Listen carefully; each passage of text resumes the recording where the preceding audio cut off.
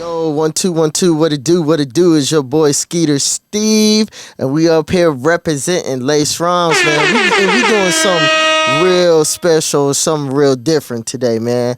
Like very, very different, and it's something that I definitely want to talk about. We had a kind of like talked about the issues between Ari Lennox and Dreamville. So I want to make something though, like what I want to expand on. How Dreamville can save themselves as a label, because when you honestly really think about it, even though it is a label, they really hasn't been doing the best. Other than Cole, outside of Cole, that's just one person, only one person. Can we honestly really name and say that, okay, who else is at a superstardom level right next to Cole, that label? You can't really name nobody. And that's where me, as a fan of hip hop and the culture, that's what frustrates me.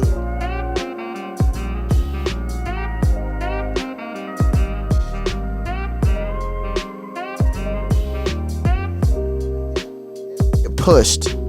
They don't get pushed at all. So like I'm trying to figure this out, understand why are they not getting the boost that they need to get, so they can get to where they need to be, like as a label.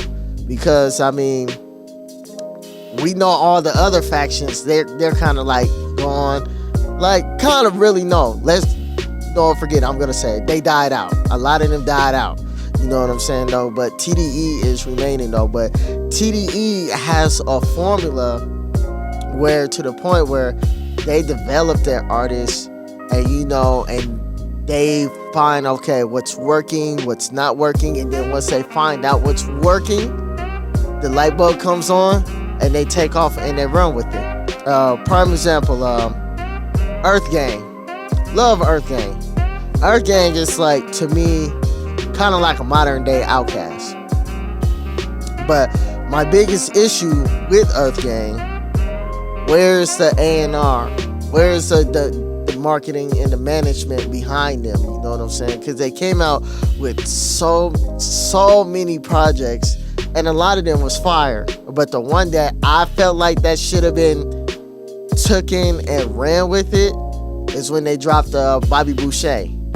You know what I'm saying? Bobby Boucher was inspired by the Water Boy. Adam Sandler saw that.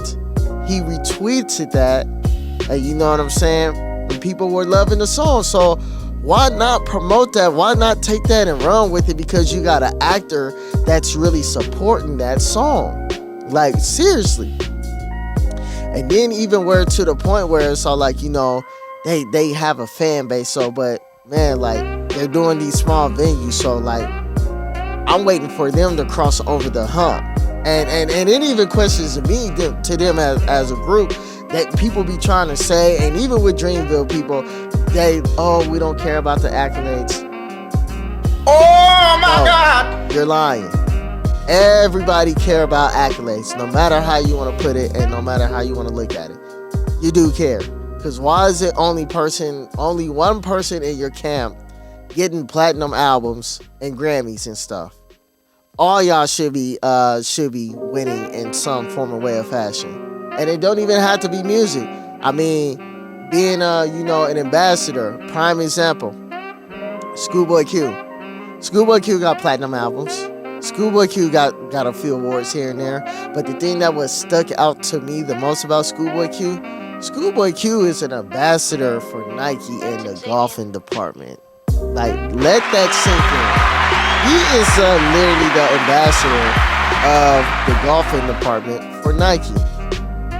I don't see anybody from Dreamville, having some of that type of that success. You know what I'm saying? When we go down the list of the roster, Omen only has one album, and he turned into an in-house producer. And I like how he rhymed. Whatever happened to him? Cause he's been here on the scene here and there though, but I need some more consistency, man. Lute. Lute is one of those dudes that is just amazing on the mic. Really, really amazing on the mic. And he should be a lot higher. You know what I'm saying? Should be a lot higher. You know, plateauing, man. One, definitely Bossy. Bossy. First album, New World Order. Amazing. Very way to open up. Second one, Fiends to Ride. When we get to that third album, Milky Way should have been the one that should have had him cross over, and they should have had a team behind that, A&R marketing to like promote that, because he had so many joints on there. Boca Raton, Hotel, Tribe, with J. Cole. You could play that album from front to back, beginning to end. And to me, like, what really upset me that they didn't back him up on that album at all. And here comes J.I.D. Man, like, that's the one, okay. We need to put him over, need to definitely put him over, because even J.I.D. said it in a few interviews. Hey, it's not no war, but like he said this back in 2017. TDE is kicking our asses right now. And I just love how, like, sometimes he be very, very vocal when shit frustrates him. You know what I'm saying? And he's a dope lyricist. That's one that should, like, really get that push. Like, really. And then as we see, we don't need to speak up on it because we see the situation with Ari Lennox. You know what I'm saying? But how Dreamville can save their label. Personally, this is how I would, if this was up to me, how I would save the label. Get an A&R.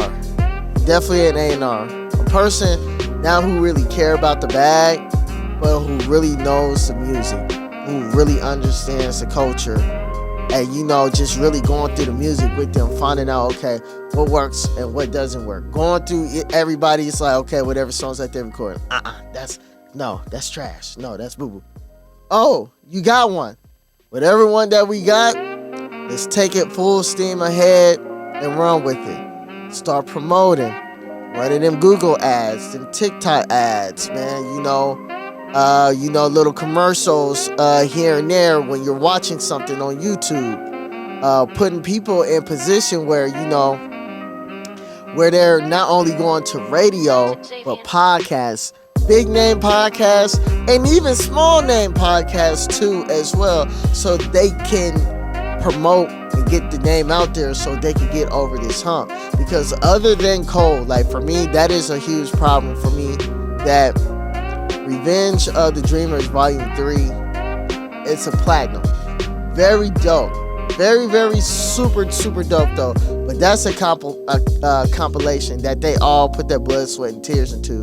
And that went platinum, but the other two didn't. So I'm all like, outside of Cole, why is that the only platinum thing that they have in the camp?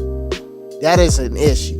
Seriously, that is an issue that needs to be fixed, man. Like, I guarantee, man, like, pretty much, like, Dreamville, like, they are dope. I'm not gonna knock them. Everybody know where my loyalty and allegiance lie with TDE though, but I do like Dreamville as well though. But Dreamville, to me, it's all like, man, they gotta get the acts together.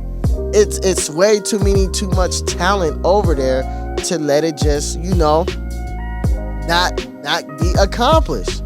Yes, being on the radio, yes, doing these tours, yes, getting your bag yes, that is an accomplishment, but also to accomplishment, winning these awards for your camp. I mean, TDE has multiple awards other than outside of Kendrick. That's the crazy part. J-Rock got some awards. Schoolboy Q got some awards. Sir got some awards. You know what I'm saying? SZA got some awards. And then when it comes to their artist development, they know how to develop the artists. You know what I'm saying? They'll put them in a lab for like 3-4 years until they'll be like, okay, it's time to bring them out. Let's bring them out because they went through that training. And I feel like with Dreamville, they don't do that with the people. When they sign them, get the music, do whatever you want to do. That's why the music hits different. Yeah, y'all be talking about, TDE take too long, no, but the quality is there. The quality is there. Let me say that again. the quality of the music is there. So if Dreamville does that the same with their folks, man, sky would be the limit. Cause I mean, it's talent. I mean, like Bossy. If I had to compare him to anybody right now in the NFL, he would be Aaron Rodgers. Definitely Aaron Rodgers. The time has came and went. I mean, you're still gonna put up numbers, but they're not the same. JID, it ain't too late for him. It's definitely not too late for him. Loot, it's not too late for him. Kaz, don't know.